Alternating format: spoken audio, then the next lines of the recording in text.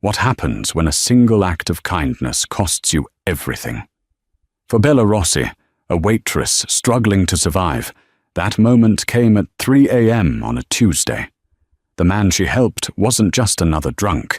He was Dante Castello, the city's most feared and powerful Mafia boss. She thought she was just getting him home safe. She was wrong. She thought she'd be fired for her trouble. She was wrong about that, too. 1 week later, she didn't just get a tip, she got the entire hotel. But this gift wasn't a reward. It was a cage. The Grand Imperia Hotel was a monument to old-world money, a glittering palace of marble, brass, and cut crystal chandeliers that reflected the lights of Trinity Park. For Isabella Bella Rossi, it was just a job. A grueling, thankless job where she wore down the soles of her $20 shoes, walking miles of plush carpet, balancing trays of champagne and half-eaten steaks for people who never made eye contact. Her shift had technically ended an hour ago, but a private party in the Viceroy Lounge had run late, and her manager, Mr. Reynolds, was a weasel of a man who preyed on the desperation of his staff. "Just clear the last 2 tables, Rossi," he'd sneered, his eyes lingering on her black uniform a second too long. "And try to smile. You look like your dog just died." Bella had no dog. She had a tiny apartment with bad plumbing and a younger brother, Leo, whose community college tuition was due. So, she smiled. It was a tight, brittle thing that made her jaw ache. She was clearing the last of the champagne flutes when the man stumbled through the lounge's oak doors. He was a disruption, a flaw in the Imperia's perfect facade. The lounge was empty, save for her, the busboy vacuuming in the corner, and Reynolds counting receipts at the bar. The man didn't seem to notice them.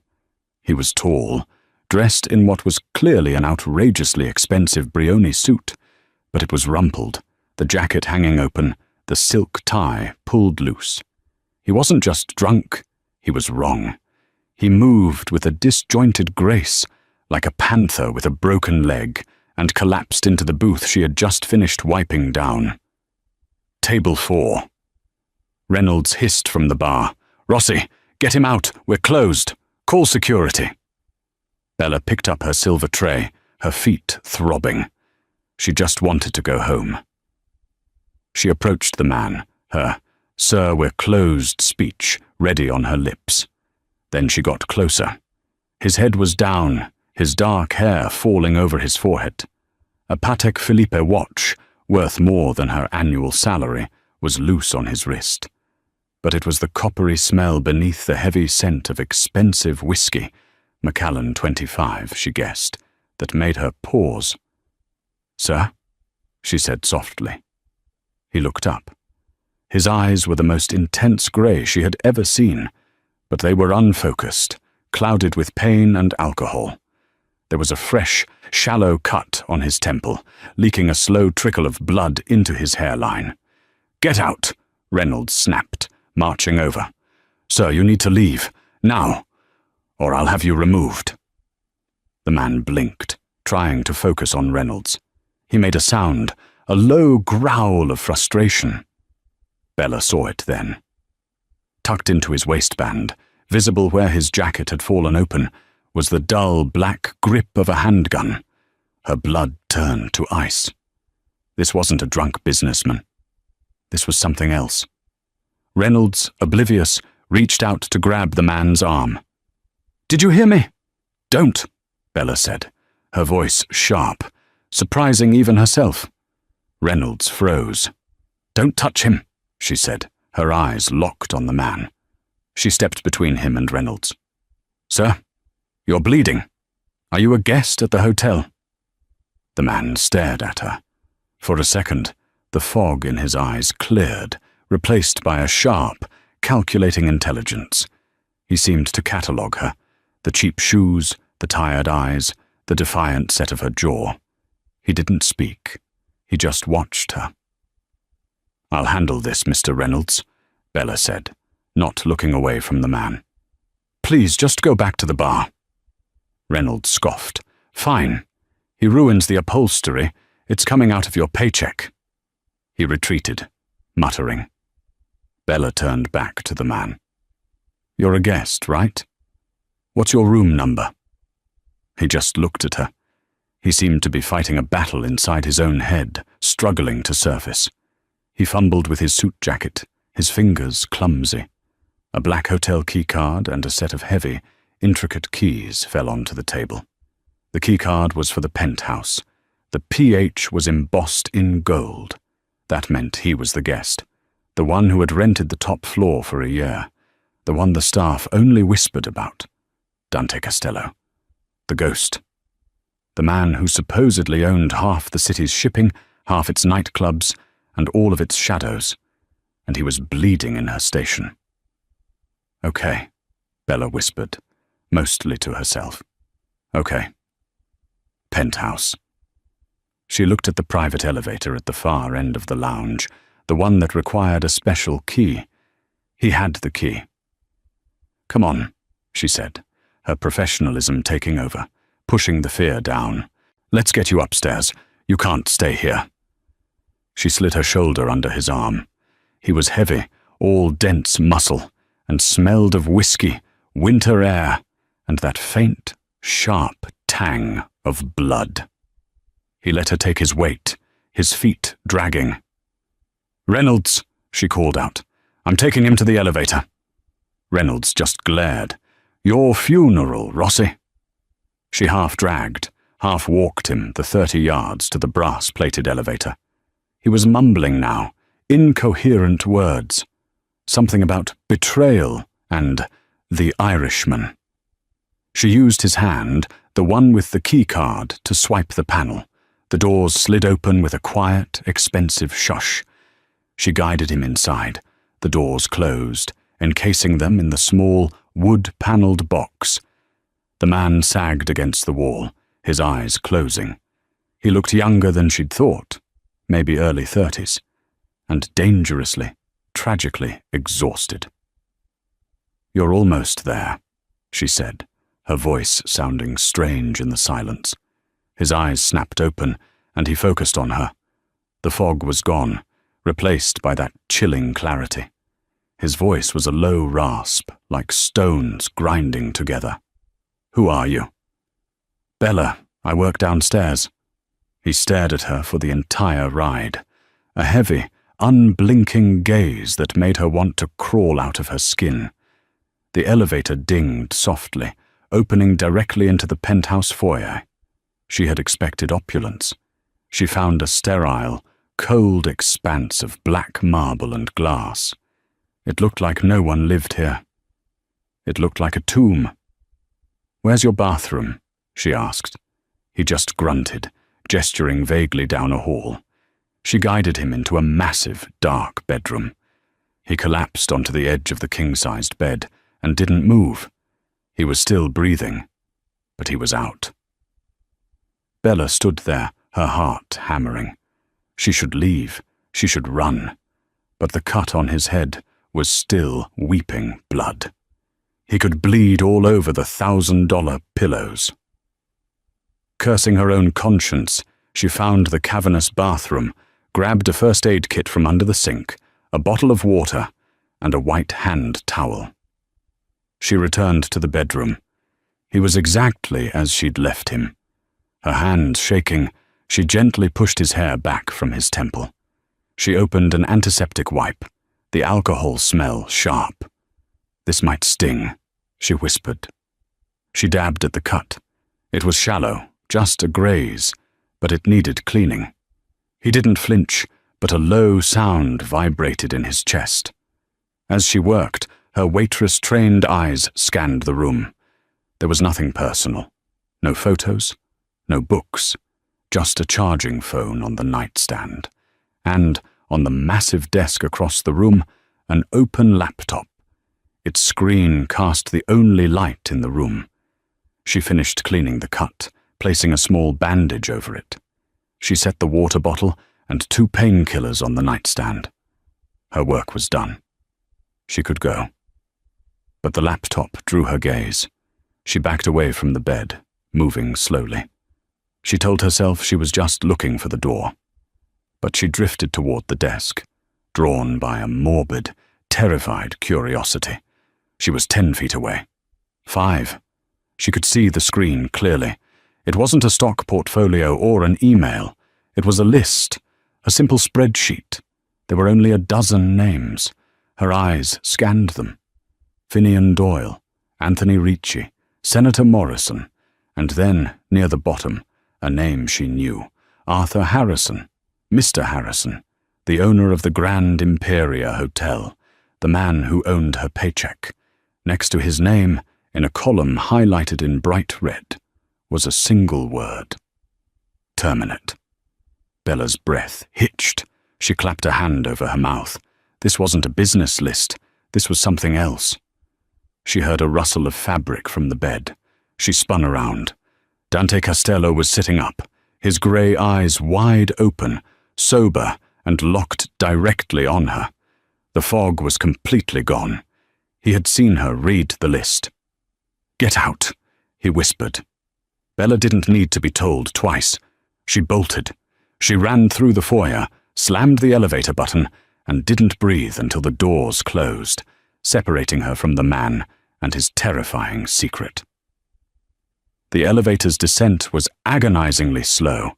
Bella leaned against the walnut paneling, her legs trembling so hard she was surprised she was still standing.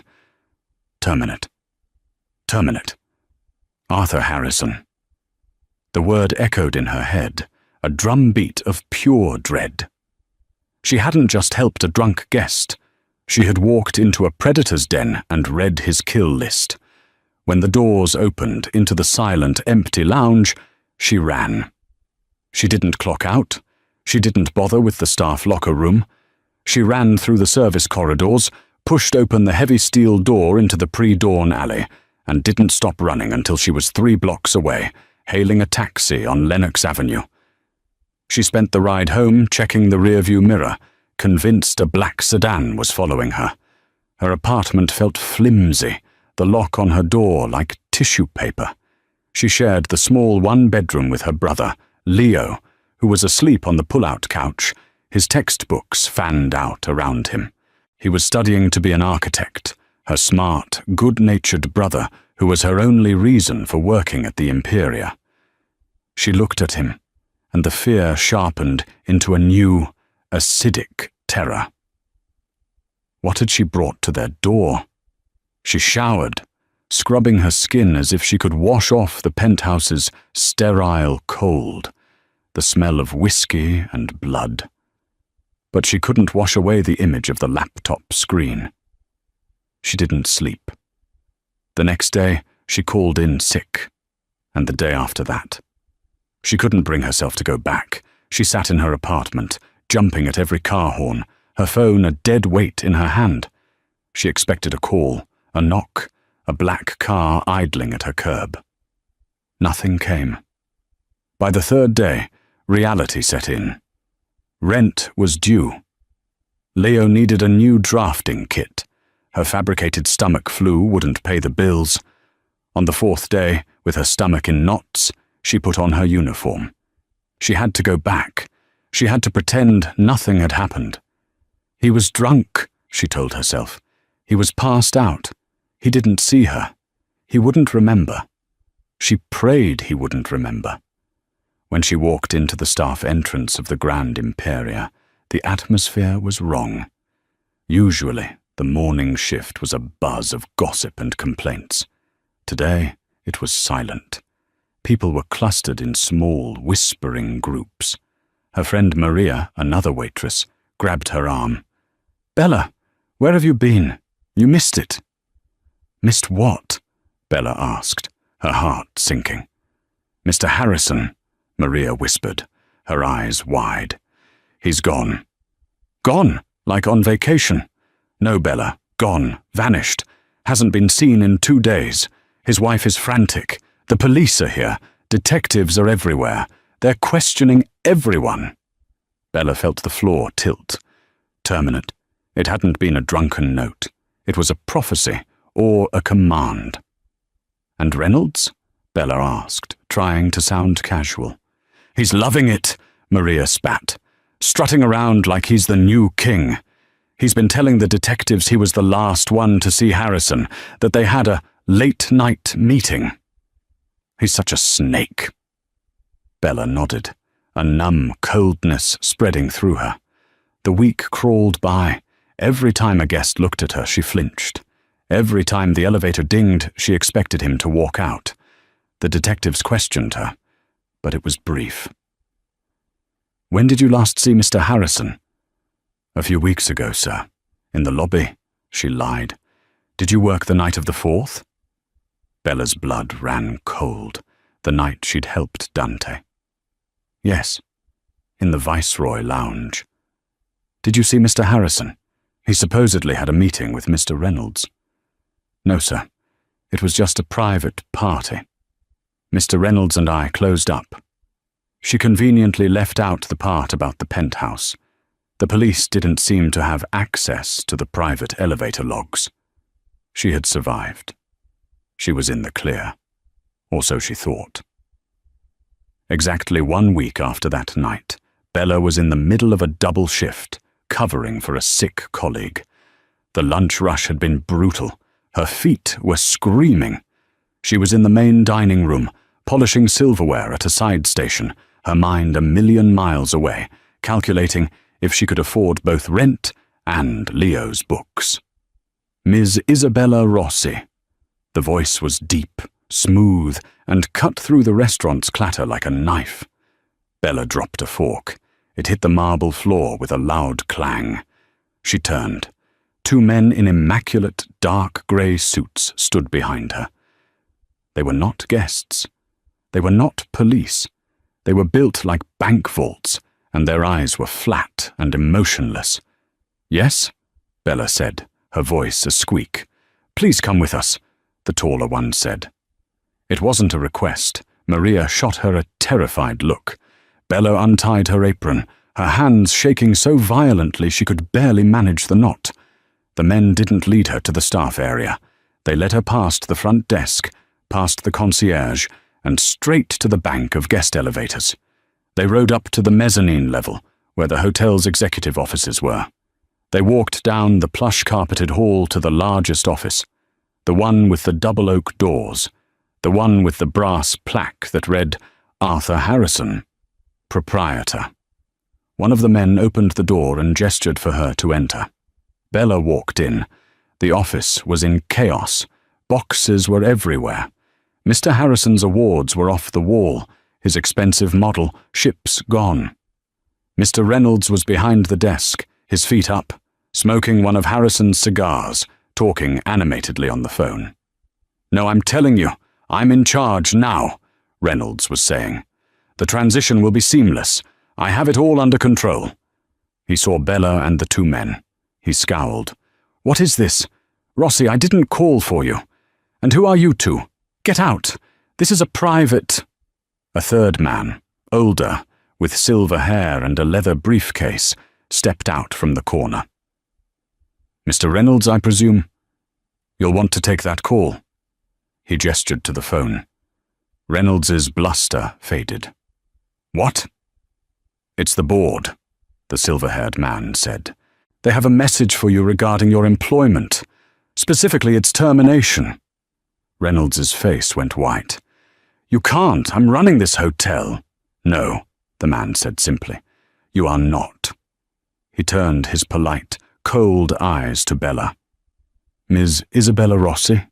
"Yes," Bella whispered. The man snapped his fingers. One of the suited guards placed a thick, leather-bound portfolio on the desk in front of her. "My name is Mr. Graves," the silver-haired man said. "I am an attorney representing the new ownership consortium of the Grand Imperia Hotel." "The new ownership?" Bella stammered. "Mr. Harrison?" "Mr. Harrison has divested his interests," Graves said smoothly. "As of 9:00 a.m. this morning, the controlling interest of this hotel was transferred."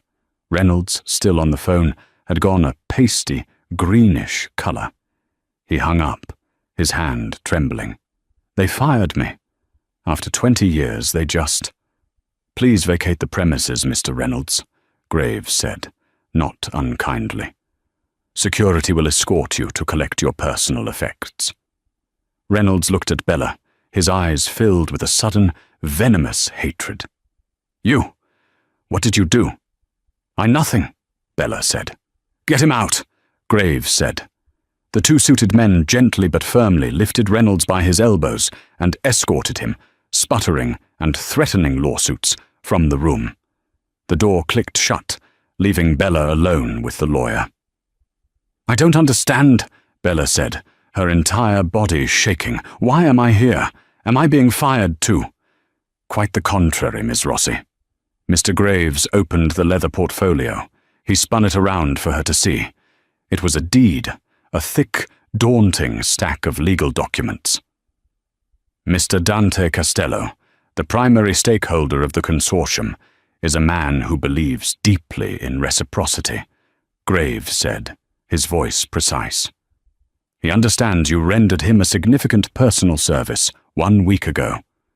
He does not like to remain indebted." He pushed a pen toward her.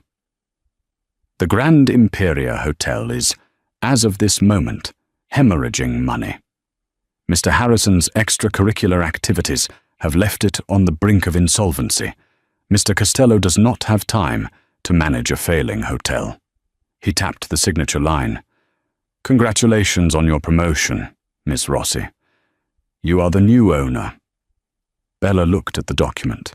Her name was typed in crisp black ink. Isabella Rossi, proprietor. She looked up, speechless at the lawyer. "Welcome to management," Mr. Graves said with a thin smile. "You start immediately." Bella didn't move. She stared at the signature line, at her own name, at the impossible, terrifying words. Proprietor, owner. "This is a joke," she whispered. The room was spinning. "Mr. Costello does not have a sense of humor, Miss Rossi," Graves said. His tone was not unkind, but it was absolute. "He believes in payment for services rendered. You performed a service. This is your payment." "A service?" I gave him a bandage. "You were discreet," Graves corrected. "You helped him to his room when others," he gestured to the door where Reynolds had disappeared, "would have called the authorities or, worse, the press. Mr. Costello values discretion above all else. He also values loyalty." The unsaid words hung in the air. "And he knows what you saw. This wasn't a reward. This wasn't a lottery win. This was a leash. This was a statement. I know who you are. I know where you live. And now, I own you." "I can't," Bella said, her voice shaking as she backed away from the desk. "I can't own a hotel. I'm a waitress. I don't know anything about this." "You will learn," Graves said simply, "or you will fail. The choice is yours. But the deed is filed. The transfer is legal and binding. You are, whether you like it or not, the new owner of the Grand Imperia." "And if I refuse?" Graves's polite mask tightened. "Refuse what? The building? It is already in your name. You can, of course, attempt to sell it. But you will find the market for a hotel leveraged this heavily, with entanglements, is non-existent. Mr. Harrison found that out." The casual, chilling way he said it confirmed her worst fears. Harrison hadn't just divested his interests. He'd been terminated, one way or another. "So I'm a prisoner," Bella said, the realization dawning. "You are an owner," Graves corrected. "A businesswoman. Mr. Costello has, in fact, taken a great risk by placing this asset in your hands. He expects a return on his investment." "What investment?" "He gave it to me. He gave you Mr. Harrison's $8 million debt to his suppliers," Graves said, pulling another file from his briefcase. "He gave you the outstanding union contracts. He gave you the $500,000 renovation bill for the spa that Mr. Harrison abandoned mid-construction. This hotel is a sinking ship, Miss Rossi. Mr. Costello wants to see if you will learn to swim or if you will drown.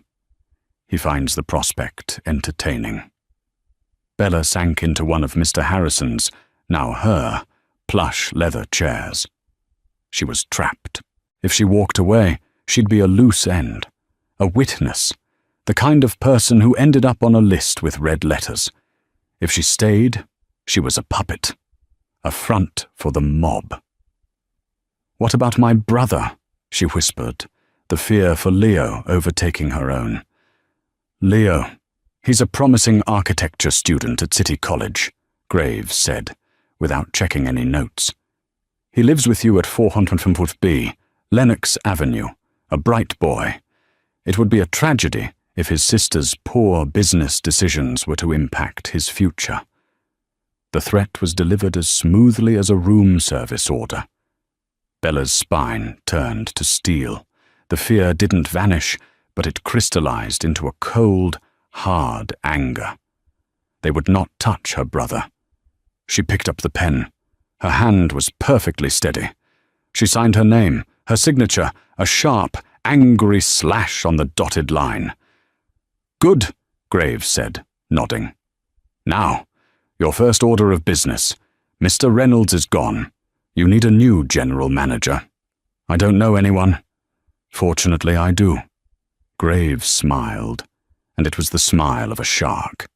"I will be taking on the role of general manager, effective immediately. My services are provided by Mr. Costello's consortium, so you needn't worry about my salary. I will handle the books. You will handle the face of the hotel." "The puppet," Bella said bitterly. "The proprietor," Graves corrected again. "Now, your staff is in a panic. They've just seen 2 owners vanish and 1 manager frog-marched out in a single week. They need to see their new boss. What will you tell them?" Bella stood up. The cheap, polyester blend uniform suddenly felt like a costume. "I'll tell them the truth, that the hotel is in trouble, but that we're going to fix it, that the era of mismanagement is over." "Bold," Graves said, a flicker of genuine surprise in his eyes. "Very well. Let us begin." He led her out of the office and to the grand staircase overlooking the main lobby. He rang a small silver bell, and the staff, waitresses, bellhops, concierges, her former colleagues, gathered at the bottom. They stared up at her. Bella, in her scuffed shoes and waitress uniform, standing where Mr. Harrison used to give his bombastic Christmas speeches. They looked confused, scared, and, in some cases, amused. "That's Bella Rossi," she heard someone whisper. "What is she doing up there?" Bella gripped the cold brass railing. "Good morning," she said, her voice amplified by the lobby's acoustics. "My name is Bella Rossi. Many of you know me. As of this morning, I am the new owner of the Grand Imperia Hotel." A collective gasp went through the crowd. Maria's jaw dropped. "I know this is sudden," Bella continued, finding a strange strength. "And I know there are rumors. Here is the truth. This hotel has been mismanaged. We are in debt, and things are going to change. Mr. Harrison is no longer involved. Mr. Reynolds has been dismissed." A few scattered, nervous claps at that. "I am not a hotel executive," Bella said, deciding on honesty. "I'm a waitress. I know what it's like to work a double. I know the linen closets are bare, and the kitchen freezers are failing. I know what's broken. And with your help, I'm going to fix it. My door is open. Your jobs are safe, if you are willing to work with me to turn this place around. That is all." She turned and walked back toward the office, ignoring the stunned silence and the frantic burst of whispering that erupted behind her. Mr. Graves was waiting by the door. "An interesting speech, Miss Rossi. My door is open. Very populist. You've given them hope, a dangerous commodity." "They're good people," Bella said, walking past him into her office. They just had a terrible boss. Speaking of terrible bosses, a new voice said. Bella froze. Dante Costello was sitting in her chair, behind her desk, casually spinning one of Harrison's antique globes with a single finger. He was sober, perfectly put together in a razor-sharp charcoal suit, and looked as if he'd never seen a drop of alcohol in his life.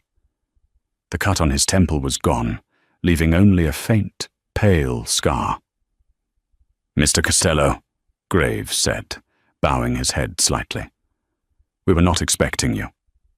"I like to inspect my new investments," Dante said, his grey eyes fixed on Bella. He stopped the globe. "So, this is the new boss, the waitress.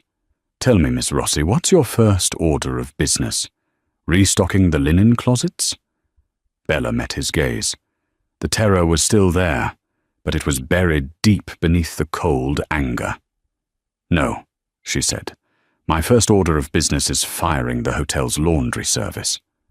Dante raised an eyebrow. "They've been overcharging and under-delivering for 6 months, Bella said, drawing on years of staff room complaints. "Half our sheets have holes. They're owned by a company called Apex Linen. I suspect Mr. Harrison was getting a kickback." Dante looked at Graves. Graves nodded slightly. "She is correct. Apex is one of Harrison's shell companies." Dante turned back to Bella, a slow, dangerous smile spreading across his face. It was the first time she'd seen him smile. It wasn't comforting. "A waitress with an eye for logistics," he mused. "Perhaps this won't be so boring after all. Fire them, Miss Rossi. Fire them all. Let's see what you can build in the ashes." He stood up, buttoning his suit jacket. He walked past her, pausing at the door. "Oh, and Ms. Rossi," he said, turning back. "A word of advice. You're the boss now. Buy yourself some new shoes." He was gone. Bella looked down at her $20 loafers. Then she looked at the phone on her new desk. She picked it up. "Get me a list of every commercial laundry service in this city," she said to the empty room. "And get me the head of housekeeping. Now." The first month was a trial by fire. Bella moved into a modest suite at the hotel, a decision born of necessity. She couldn't protect Leo if she was living with him, and she couldn't run a 24/7 operation from her tiny apartment. She sent him money, more than he'd ever seen, and told him she'd gotten a massive promotion to head of operations. It wasn't entirely a lie. She worked 20 hours a day. She lived on stale croissants and coffee from the room service carts. She learned that Mr. Graves, her general manager, was less a guide and more of a warden. He was impeccably polite, ruthlessly efficient, and his true allegiance was never in doubt. He controlled the hotel's accounts, which, he explained, were all routed through Mr. Costello's financial services. "You are the creative director, Miss Rossi," he explained one evening as they reviewed the disastrous bar receipts.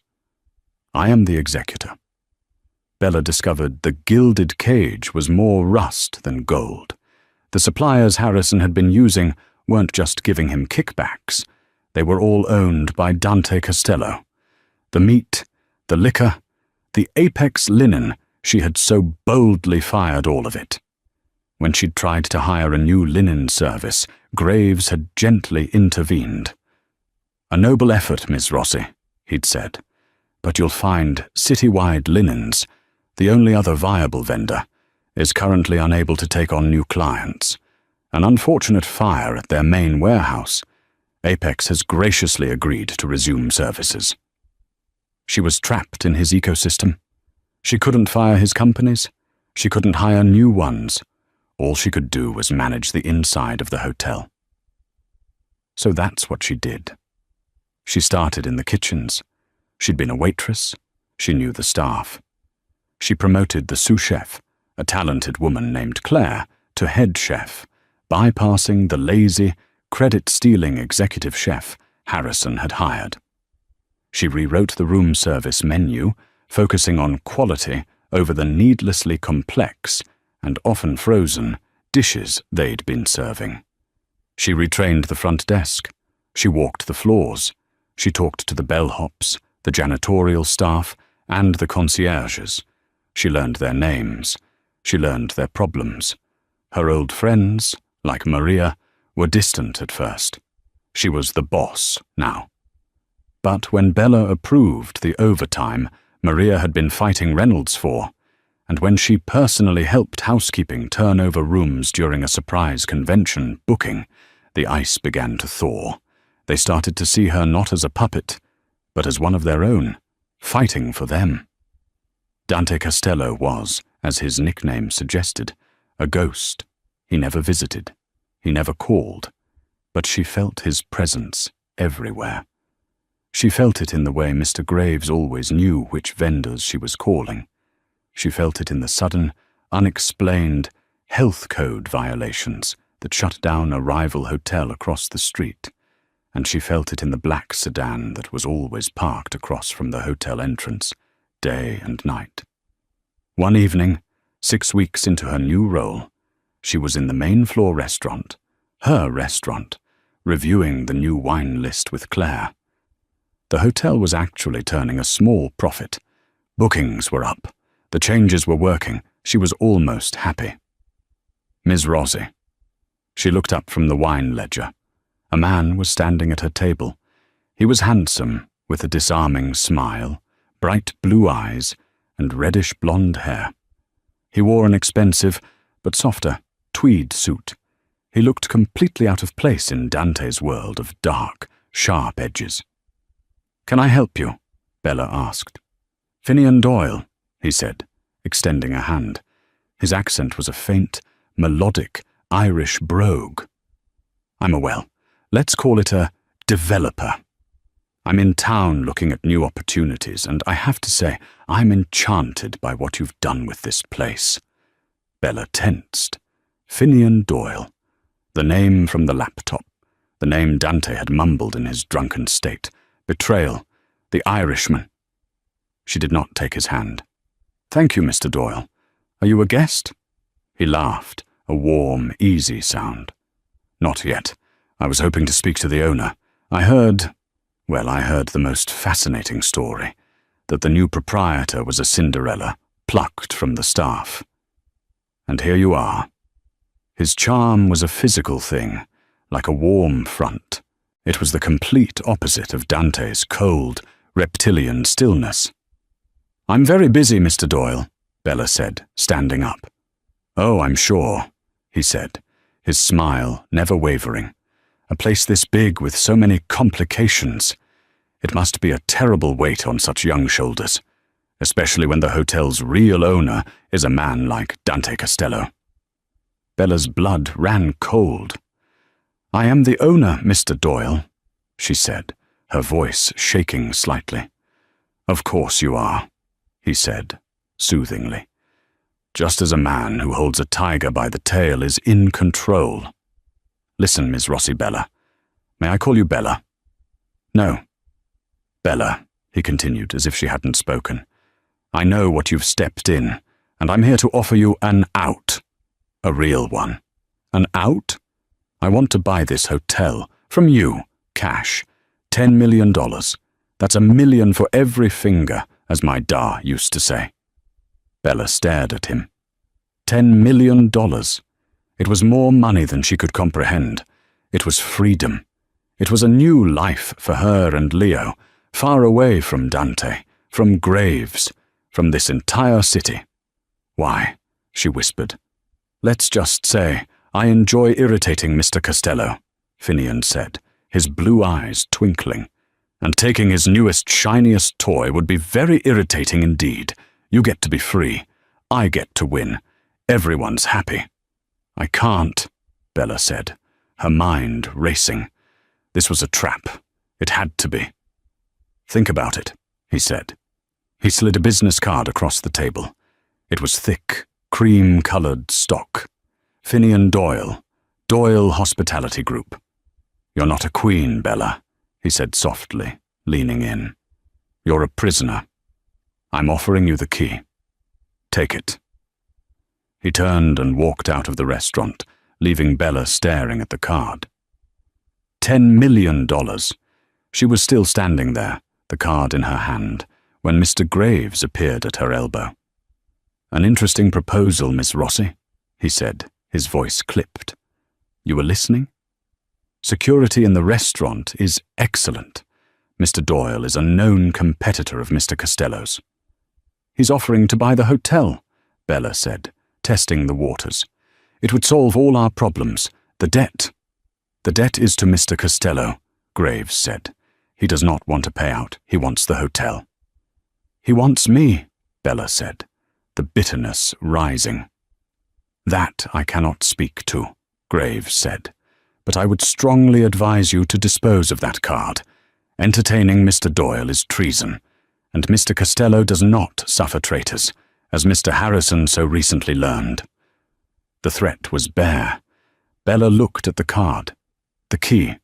She slowly tore it in half, then in quarters, and dropped the pieces into a nearby water glass. Graves nodded, satisfied. A wise choice. Now, about the Q3 projections. But as she turned back to the ledgers, Bella's mind was racing. Finian Doyle thought she was a toy. Dante Costello thought she was a pawn. Mr. Graves thought she was a puppet. They were all about to find out how wrong they were.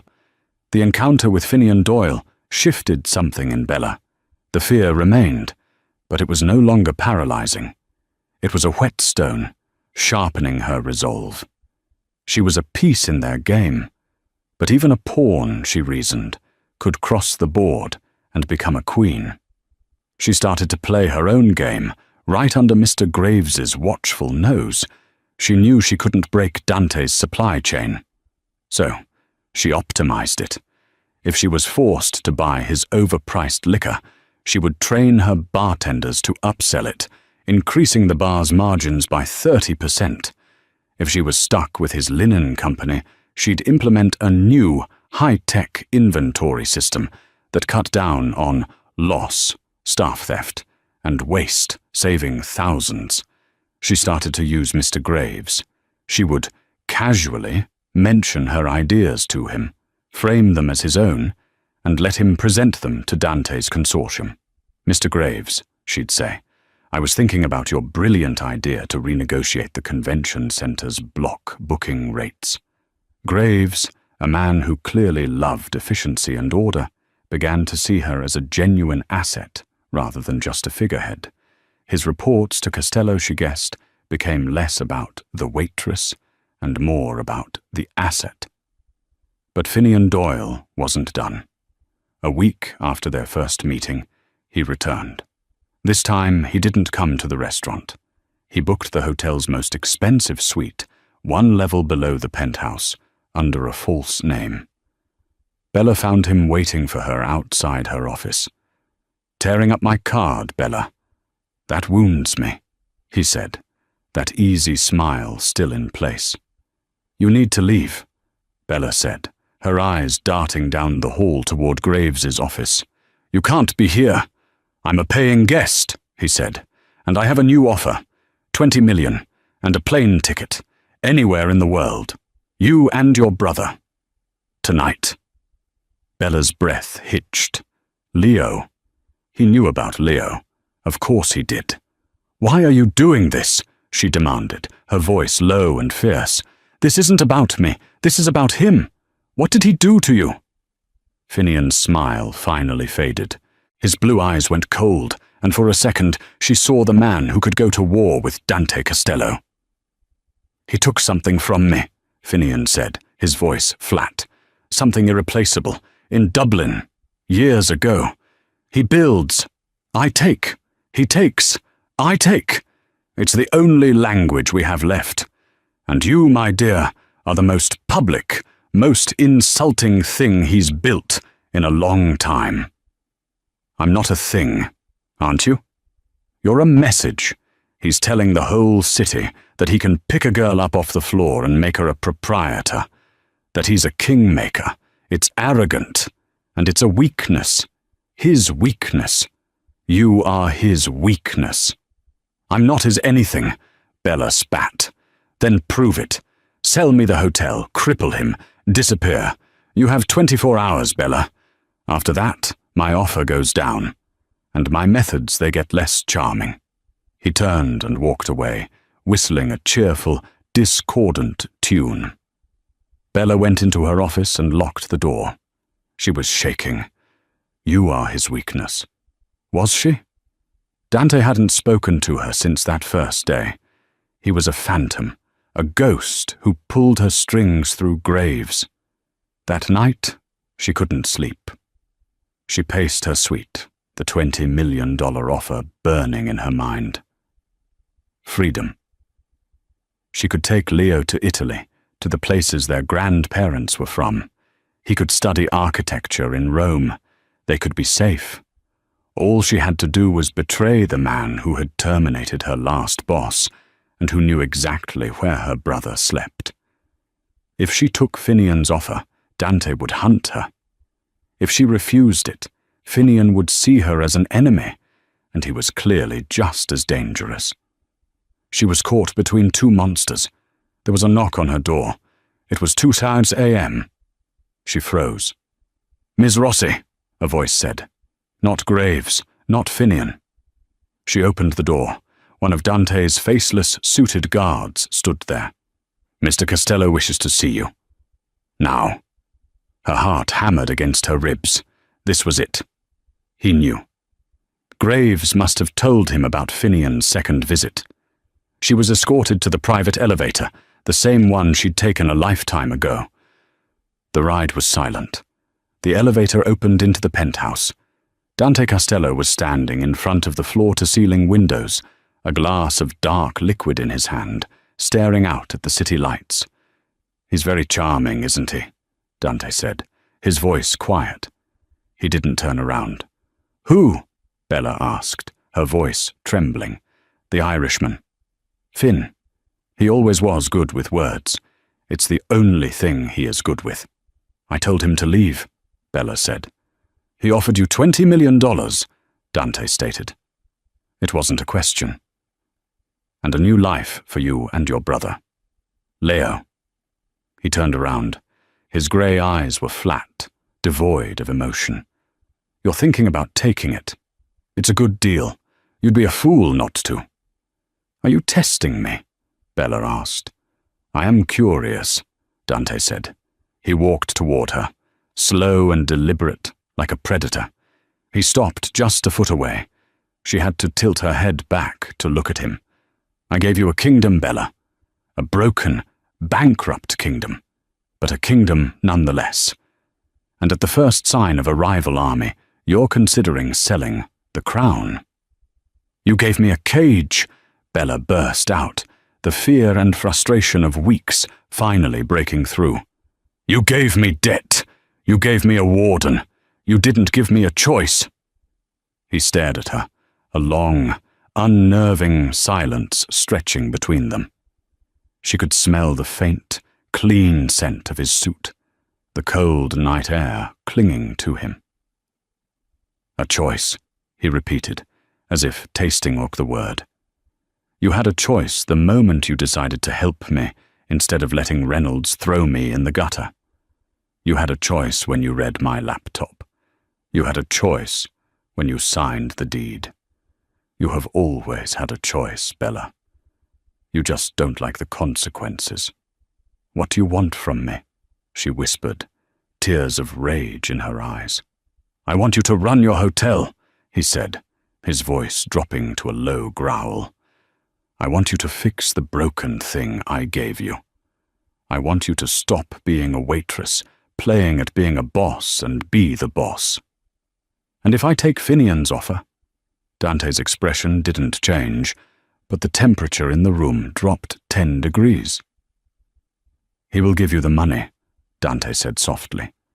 "He will put you and your brother on a plane.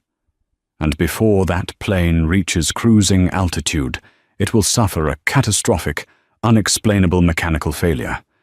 His out is just another cage, Bella. A smaller one. A coffin." He was so close now, she could feel the heat radiating from his body. "So, you have one more choice to make," he murmured, his gaze dropping to her mouth. "You can fail me, or you can fail him. But you can't serve two masters." He raised a hand, and for a heart-stopping second, she thought he would hit her. Instead, his thumb brushed her cheek, a touch so light it was almost imaginary. "What's it to be, Miss Rossi? The Irishman's imaginary millions, or this?" He didn't wait for an answer. He turned and walked back to the window. "Mr. Graves will have a new task for you in the morning. A hospitality challenge. Don't disappoint me." "That's it?" Bella asked, confused. "That's it. Get out." She was dismissed. She backed into the elevator, her mind reeling. He hadn't punished her. He hadn't yelled. He had simply laid out the facts. As the doors closed, she realized the truth. Finian was wrong. She wasn't Dante's weakness. She was his test, and she had just passed. Bella had won a brief respite, but Finian Doyle wasn't finished. The next morning, Mr. Graves summoned her. "We have a situation, Miss Rossi," he said, his usual calm cracking. "Mr. Doyle is refusing to vacate his suite. He's claiming unsatisfactory services and has moved in 2 bodyguards. He is, in effect, squatting." Bella's first instinct was simple. "Call the police." "And tell them what?" Graves countered. "This is a civil matter, but it's also a declaration. He's planting a flag, daring Mr. Costello to remove him forcefully. He wants us to bring in thugs to create a scene to attract the police." Bella understood. They couldn't use force. "Fine," she said. "If he's a guest claiming unsatisfactory service, we'll give him satisfactory service."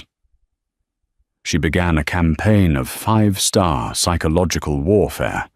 She sent complimentary champagne to his room, followed immediately by emergency plumbing repairs in the adjacent suite, which involved loud, continuous hammering. When Doyle complained, Bella personally answered, her voice dripping with artificial sympathy. "My deepest apologies. We have a burst pipe. Can I send you a complimentary massage voucher for your trouble?" An hour later, the hammering stopped, replaced by a system-wide test of the fire alarms. She had his room service orders accidentally lost and had housekeeping mistakenly. Try to enter his room for turn-down service every 30 minutes. By 6 p.m., a furious Finian Doyle stormed the lobby, roaring, "This is harassment, Miss Rossi." Bella faced him, the picture of professional concern. "Mr. Doyle, I am so sorry. It seems we've had a series of unfortunate accidents. Since you are so dissatisfied, I have taken the liberty of voiding your bill. You are, of course, free to leave. Immediately." Checkmate. He couldn't stay without paying, and he couldn't fight her polite, public generosity. Defeated and humiliated, he and his men left. Bella, feeling a rush of victory, stepped outside for air. A black car glided to the curb. Dante Costello was inside. "Get in." They drove in silence to the dark, industrial wharf district. "That was amusing," Dante said. "Hammers. Very rustic. You embarrassed him. He'll become sloppy." He stopped the car at the end of a dark pier. "Finian is a problem," Dante said. "He thinks I took something from him." He handed Bella a folder. Inside was a death certificate for Finian's brother. "Finian thinks I had his brother killed." The truth? His brother was an Interpol informant.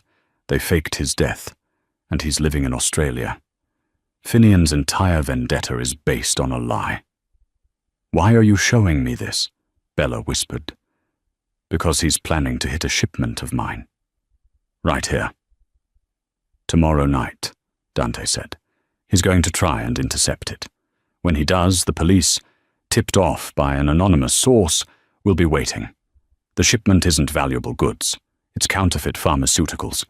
He'll go to prison for 25 years. You're setting him up." I'm ending a hospitality challenge, Dante corrected. But he needs a final push. He needs reassurance from a source he thinks is compromised. The trap snapped shut in Bella's mind. Me. You want me to be the source? You want me to betray you? He already thinks you're terrified, Dante said. You'll tell him you've changed your mind, trade him this information for his 20 million and safe passage. He'll be in a cell for the rest of his life. You will be free of him. And I'll have proven my loyalty to you, Bella said, the words like ash. This is the last move, Bella. Checkmate. Are you in? She looked at the dark water, thought of Leo, and gave the only answer she could. Yes. The plan was set in motion. Bella, using a burner phone, called Finian, her voice trembling with manufactured fear. She betrayed Dante, offering him the shipment details in exchange for escape. Finian, blinded by pride, bought it completely, telling her to meet him at a private airfield at midnight. But Dante never intended for her to go. The next night, Graves drove her to a high-rise apartment overlooking the wharf, where Dante waited with binoculars. They watched as the night exploded with sirens. The FBI, tipped off by Dante, swarmed Pier 12 and arrested Finian's men, seizing the counterfeit shipment. "But where is Finian?" Bella whispered. "He's at the airfield, waiting for you," Dante said, his voice cold. "But my men got there first." Bella realized the terrifying truth. Dante had set 2 traps, one for the police and one for himself. "You're a monster," she breathed. "Yes," he said. "But I am your monster, and you my queen." Back at the hotel, he pulled her into a brutal, possessive kiss. It wasn't love. It was a brand. "You're not a waitress anymore, Bella," he said. "You're mine." She walked into her lobby, the owner of a kingdom, and the property of its true king. Bella got her kingdom, but it came at the cost of her soul. She's no longer a waitress, but is she an owner, or just a more valuable possession? She defeated one monster, only to find herself in the arms of another. The game of power, loyalty, and betrayal is far from over in the Grand Imperia Hotel. What do you think Bella should do next? Try to escape? Or learn to play the game better than the man who taught her? Let us know your theories in the comments below. This was a dark, twisting story, and if you loved the drama, please show your support. Don't forget to like this video and share it with a friend who loves a good story. And if you haven't already, please subscribe to the channel and hit the notification bell. We post new dramatic stories every single week, and you won't want to miss what happens next. Thank you for listening.